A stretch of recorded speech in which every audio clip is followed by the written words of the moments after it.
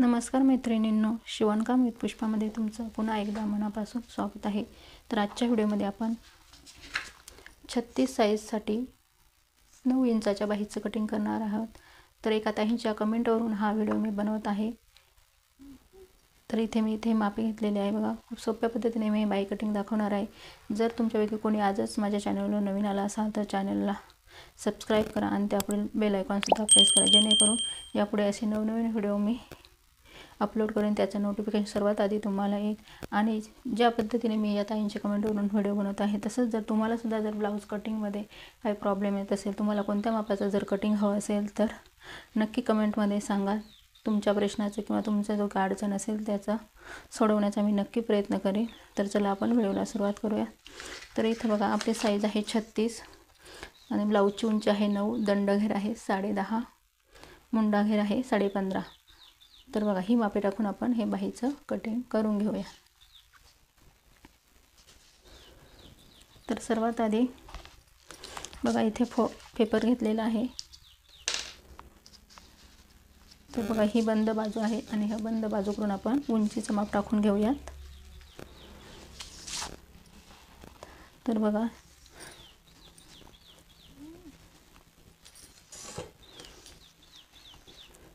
तर 9 इंच आपली बाहीची उंची आहे, त्यामध्ये आपण 1 इंच म्हणून 10 इंचावर मार्किंग करून घ्यायचं आहे। 10 तर दोन ठिकाणी अशा पद्धतीने 10 इंचावर मार्किंग करून घ्यायचं आहे।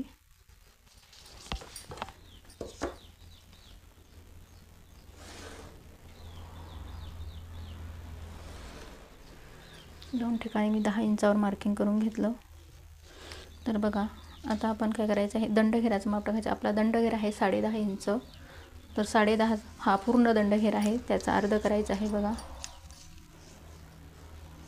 तर बघा अशा पद्धतीने टेप फोल्ड करायचा आहे आणि तर आपला येत आहे 5.25 इंच।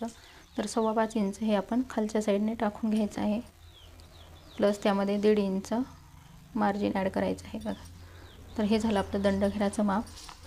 तर उंची आहे आपली 9, दंडघेर आहे आपला 5.25। तर बघा दंडघेर 5.25 आणि इथे हे झालं आपलं उंचीचं माप, त्यामध्ये आपण 1 इंच उंचीमध्ये घेतलेलं आहे। तर आता बघा तिसरं माप आहे। तर ही मापे मी ब्लाऊजवरून घेतलेली आहेत, तुम्ही सुद्धा या पद्धतीने मापे घ्यायची आहेत। तर साईज 36 आहे, फक्त उंची तुम्ही इथे 8 किंवा 9 इंचाची सुद्धा बाही कटिंग करू शकता 36 साईजसाठी ही मापे टाकून। जर सेम टू सेम तुमचं दंडघेर आणि मुंडाघेर हेच असेल तर तुम्ही मी सांगितली या पद्धतीनेच बाही कटिंग करा। परंतु जर तुमचा दंडघेर काही वेळेस जास्त असू शकतो, इथे 11 असू शकतो, मुंडाघेराचं मापसुद्धा इथे 16 असू शकतं, फक्त एवढाच बदल होऊ शकतो। कारण साईज जरी 36 असली तरी मुंडाघेर आणि दंडघेरामध्ये थोडाफार बदल असू शकतो, जो असेल तेवढाच आपला इथे बदल करायचा आहे, नाही तर परफेक्ट अशा पद्धतीनेच तुम्ही मापे टाकायची आहेत। तर बघा आता आपण तर ताईंची कमेंट होती की कॅप हाईट किती टाकायची 36 साईजसाठी 9 किंवा 8 इंचाच्या बाहीसाठी कॅप हाईट। तर बघा इथे मी कॅप हाईटचं माप घेत आहे 9 इंचाच्या बाहीला। तर बघा तर या साईडने मी टाकून घेत आहे बघा, बंद बाजूकडून 3.25 इंचावर घ्यायची आहे बघा। 9 इंचाची बाही आहे तर 3.25 इंचावर मी मार्किंग करते, कारण जेवढी लॉंग बाही असते त्यानुसार कॅप हाईटसुद्धा थोडीशी वाढवून घ्यायची आहे, कारण खूपच कमी जर कॅप हाईट घातली तर इथे कपडा आपला जमा होतो। तर बघा इथे 3.25 इंचावर इथे मी मार्किंग करून घेतलं। तर बघा इथे ही जी आपली आहे कॅप हाईट मी किती घेतलेली आहे 3.25 इंच, हे आहे आपलं कॅप हाईटचं अंतर। दोन ठिकाणी मार्किंग करून मी इथे सुद्धा रेष आखून घेतले आहे। आता तिसरं माप टाकायचं आहे बघा आपलं मुंडाघेराचं। आपला जो मुंडाघेर आहे 15.5 इंच, तर तो पूर्ण मुंडाघेर आहे त्याचा हाफ करायचा आहे, टेप असा फोल्ड करायचा आहे आणि तर आपलं येत आहे 7.25 इंच। तर ते 7.25 इंच बघा इथे ही जी उंची आहे त्या उंचीपासून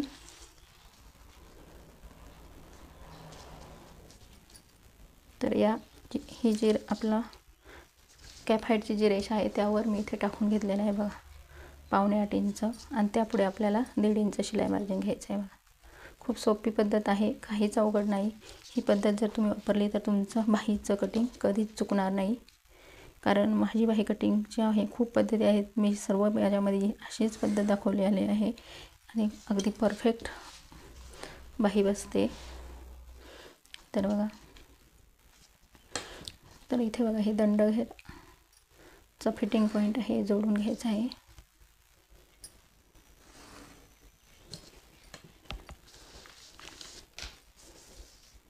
तर आता बघा आपल्याला पाठीमागच्या मुंड्याला शेप द्यायचा आहे. बघा सर्वात आधी ही जी रेष आहे बघा, हे जे आपलं 1.5 इंच त्याचा मध्य काढायचा आहे. बरं,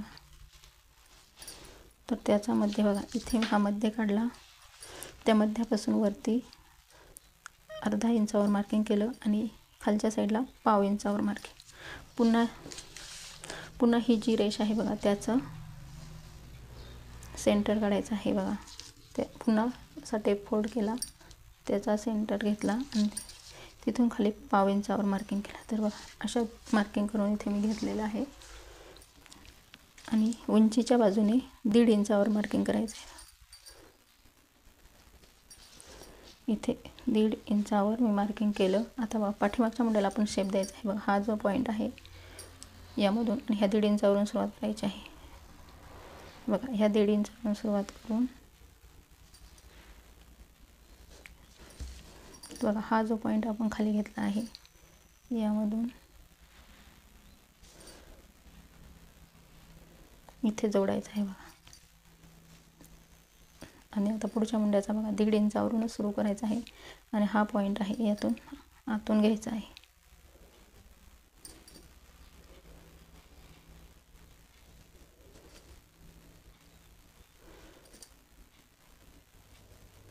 तर तुम्ही पाहू शकता अशा पद्धतीने हे इथं बाहीचा पण राखून केलेला आहे. बघा इथे हे तिरकस मुंडा घेराचं अंतर टाकलेले आहे. इथे आपण 1.5 इंचावरून दोन्ही मुंड्यांना शेप दिलेला आहे. इथे आपण हे जे अंतर आहे ते आपलं आहे अर्धा इंच आणि हे आहे 1/2 इंच. तर बघा हे 1/2 इंच आहे, हे अर्धा इंच आणि इथे हे जे आहे ते 1/2 इंच. तर अशा पद्धतीने आणि कॅप हाईट आपली 3.25 इंच घेतली आहे 36 साईजसाठी. 8 इंचाची जरी बाही असेल तरी तुम्ही एवढी घ्या, काहीच प्रॉब्लेम येणार नाही. आणि अजून एक बघा, आता ही बाही जरा लॉंग असल्यामुळे काय करायचं आहे, ज्यावेळेस आपली छोटी बाही असते त्यावेळेस आपण स्ट्रेट सरळच फिटिंग करतो, परंतु ज्यावेळेस आपल्या बाही थोडी लॉंग असते 8-9 इंचाच्या पुढे थोडासा त्याला आपल्याला आकार द्यायचा असतो. बघा तर बघा इथे माझ्याकडे पट्टी नाही तर हातानेच मी इथे कर्व शेप देऊन घेणार आहे. बघा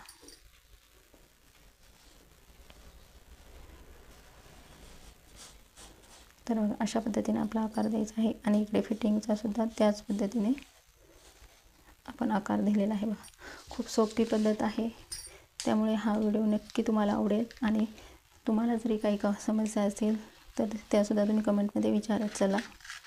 तर कटिंग करून घेऊया.